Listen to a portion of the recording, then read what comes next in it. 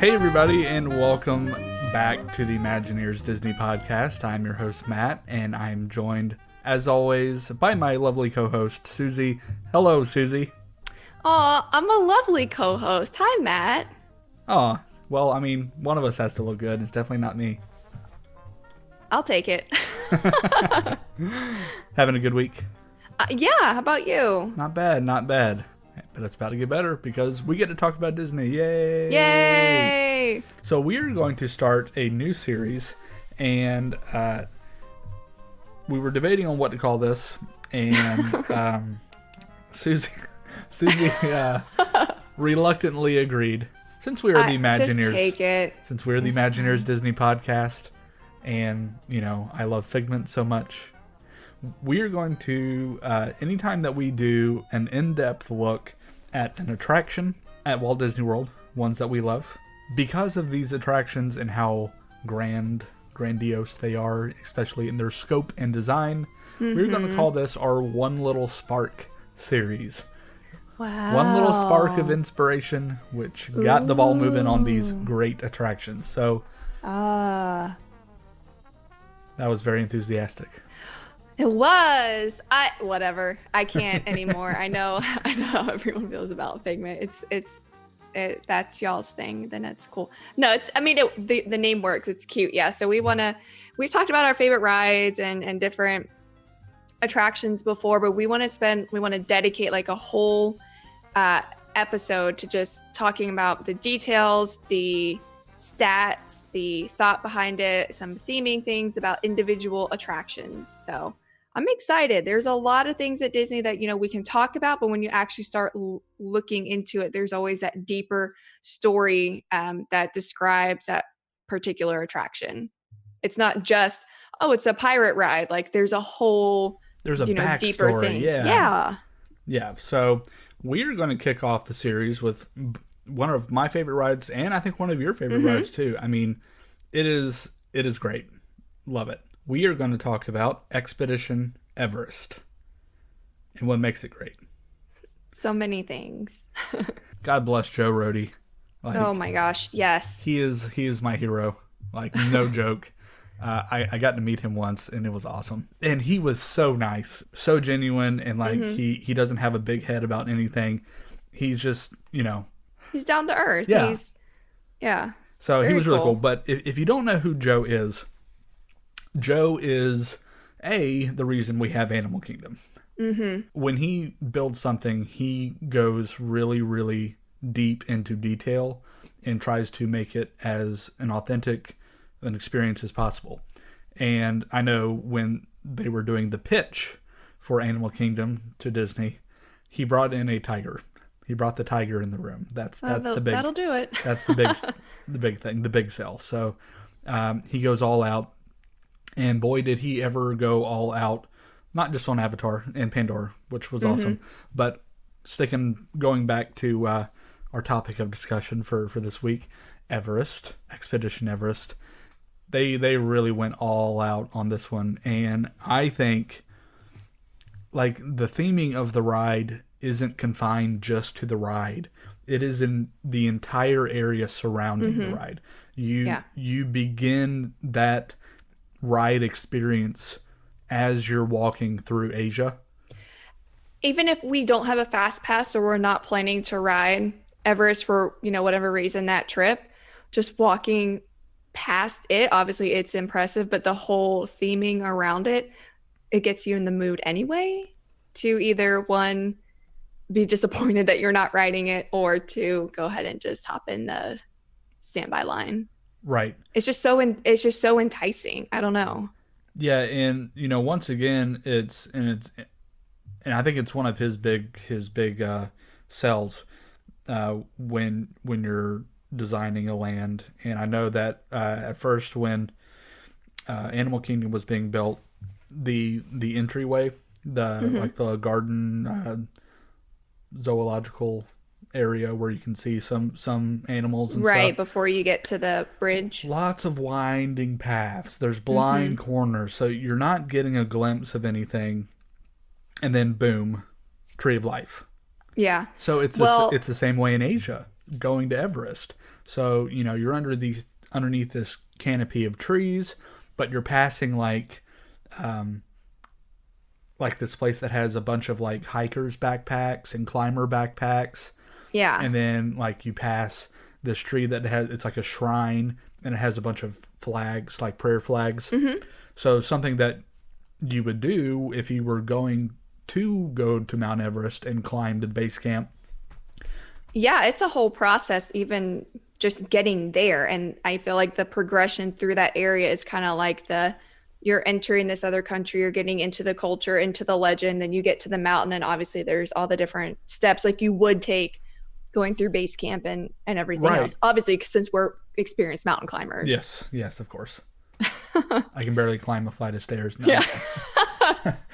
No, but the Imagineers actually took several trips out to Nepal just to, Nice. meet villagers and just get as much data as they could on what needed to go into this ride for it to be an immersive experience. So Yeah. So just a few other details about that village area that we're talking about. It actually has a name. The name is Circazong. You may see that outside the shop where it says Circazong Bazaar. What that means is Fortress of the Chasm. And very how ominous. ominous. Jinx. Okay. If you haven't noticed this about me, I'm quite a nerd. I enjoy watching things like Discovery Channel and Travel Channel. And like one of the shows I like, they did an episode they went to Nepal and the Yeti and talking about Everest. It's very, very, very cultural. They deeply, as part of their religious beliefs, believe in the Yeti. And so that idea of him being in all the art and like masks and excuse me, I'm just getting so choked up about the Yeti.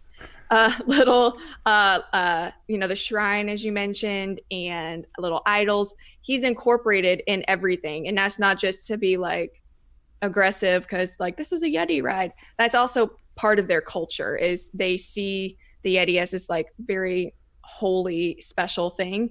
And I definitely see that they got that from visiting the country. Spared no expense. Spared no expense. Yeah, and like as soon as we talked about going through the land, and then once you actually get into the queue, I mean, it's one of the coolest queues in all of Disney. So, oh yeah. But you have like the garden area, and then you have like the shop area, and then you get onto the train itself that takes you. So there's a backstory to this whole attraction. So you go through the village of Circazong, which we've already said means Fortress of the Chasm. But in the early years of the village, it was the Royal Anandapur Tea Company.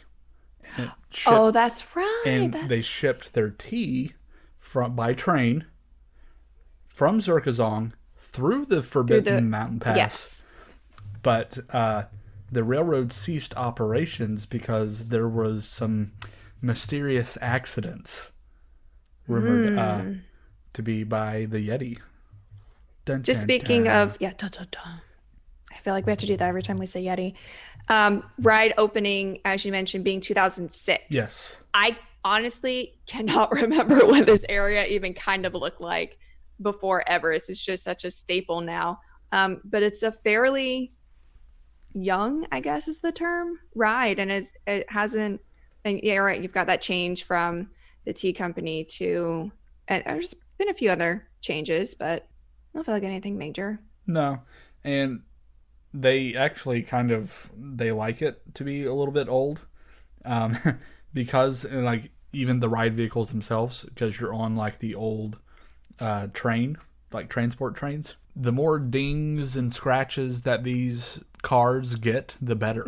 So It definitely it's kinda goes like, along with the the Tower theme. of Terror. Like if there's dust, okay, leave it. That's fine.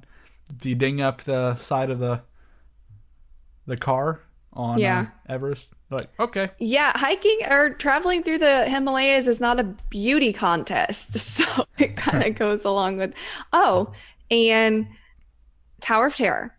So we have to talk about that and Everest for just a second, because Everest is actually I know where you're taller going. Yes. Yes, than your yes. favorite ride. I had to look it up, 6 inches. 6 Someone inches. just had to be like, let's have the highest one. And yeah, So they won. there's an FAA statute that Hmm. mandates that any building or structure over 200 feet tall must have the little blinking red light on top to warn aviators and such.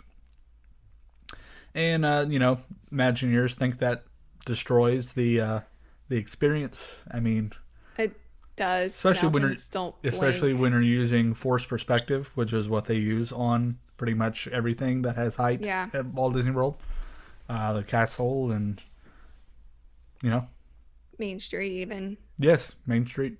But so Everest is the the height requirement to have the light is 200 feet. Anything 200 feet and above has the light. Everest is 199 and a half. So they are 6 inches below 200 feet. So they get They are to, literally towing the line. Yep. I love it.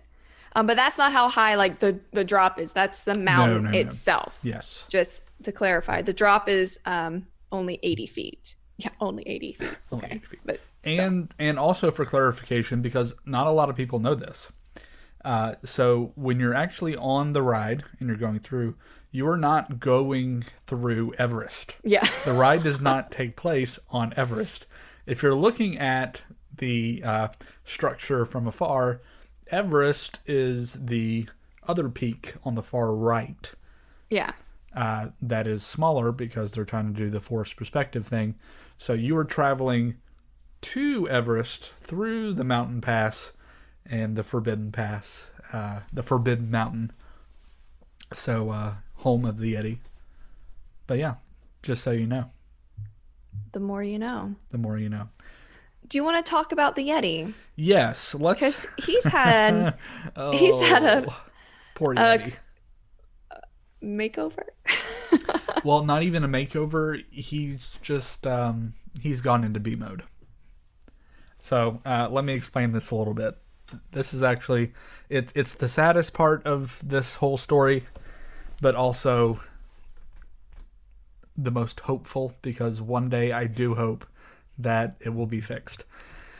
So engineering this ride was actually an incredible feat. They were using technology that had not been used before when designing rides. They used a simulated software that could help in aid in the construction of the ride itself. So the actual roller coaster track, the Yeti in its foundation, and the mountain itself are 3 separate pieces, and they never connect to each other at any point. So they are separate from each other. But the Yeti is actually 25 feet tall. It is like the largest animatronic Disney has ever done, like ever. The most complex thing.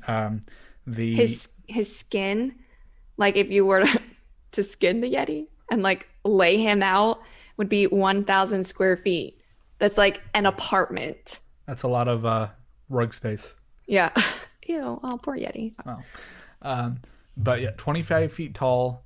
But when I said B mode earlier, so it's currently in B mode, but fully functioning mode is A mode. So when I say A mode, that is what I mean. When in A mode, it could horizontally move 5 feet and vertically, I believe, 16 inches. So what the Yeti would do as you're going through the end of the ride, after you see glimpses of him either in a projection inside the ride or you hear his roar, you finally get to come face to face with the Yeti, and he actually swipes. He would swipe at the actual car, and it was the coolest thing. Yeah, I remember that. Unfortunately, the amount of torque and force that the apparatus that the Yeti was attached to actually operated under 3,000 psi, which is a lot. And then they could actually reload that in 20 seconds. So, I mean, it was crazy. But it was creating enough force that was actually more than a 747 engine, like airplane. So it's putting a lot of stress on the actual base that the Yeti is on. And we don't know all the details. Disney's never released the details, but there must have something happened that damaged or partially damaged the structure of the Yeti to where it would not be safe to run it in its full functioning A mode. So they had to shut them down. So the Yeti runs in B mode. Wah, wah, wah. And you ask, well, why don't you fix the Yeti? Well, like we said, it's 3 separate pieces: the track, the Yeti and its foundation, and the mountain itself. To actually fully get to the Yeti and fix him, you would almost have to remove the mountain itself, or at least part of it, which would mean shutting down the ride for a very, very long time.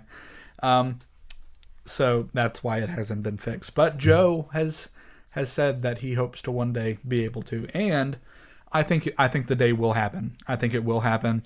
Oh yeah, with everything that all the advances they've made just recently, even, I'm sure the day's coming. Well, not just that, but eventually the track is going to need some heavy maintenance. Oh, so then 2 birds, 1 stone. Exactly. So, like, for instance, a couple summers ago, they redid the entire Incredible Hulk coaster over at Islands of Adventure. They replaced the entire track, refurbed the entire track. So, I think maybe that's the time to do it. So, hopefully when that time comes in the next, I would hope, few years, where they need to, give some TLC over to Everest, that'll be the time to go in, and we will see the Yeti run once more. So we haven't talked about B mode and what B mode is. So the Yeti does not move. It is stationary, does not swipe or move his hand. So what they do in order to help create that illusion is they flash some strobe lights and blow some wind to move his hair. So that is why he's called Disco Yeti. Oh, mercy. There's always got to be a name for something. Everyone's gotta do. So I do want to say, tell the story very quickly, if I can, about my first time riding Everest. So it was within just a few months of it opening, and we got in line as a family, all 4 of us, myself, my brother, my mom, and my dad. And we're waiting in line. The line was pretty long. It wasn't like these crazy 3 and 4 hour things that we have now by any means. I don't know if we went during a time when parts of some school counties were in. I have no idea. So we're waiting in line with this little girl in front of us who, I don't know, maybe like is 7 or 8 years old. And she's telling us, by the way, we've been in line for at least a half an hour at this point, for a while. And she is talking to my parents about how she's ridden it like 4 times, and like we're all excited to ride it. And then she goes, yeah, and my favorite part's when it goes backwards. And then my parents looked at each other and they looked at her and they said, what? It is what? They were not up for that. So they got out of line, and my brother and I rode it by ourselves. And then we proceeded to immediately get back in line and ride it again. So yeah, the ride goes backwards, yes. Which if you are prone to any type of back pain or neck pain, I would just highly suggest thinking maybe before riding it. It just affects everyone differently. I've ridden it, many times, and there's been a few times where I'm like, oh, maybe I'm getting too old for this. But that's just something to keep in mind. Yeah, don't always ignore the warnings, but it does go backwards. Yeah, it is one of Disney's very few thrill rides, and its max top speed is 50 miles an hour, and then you have that 80-foot drop.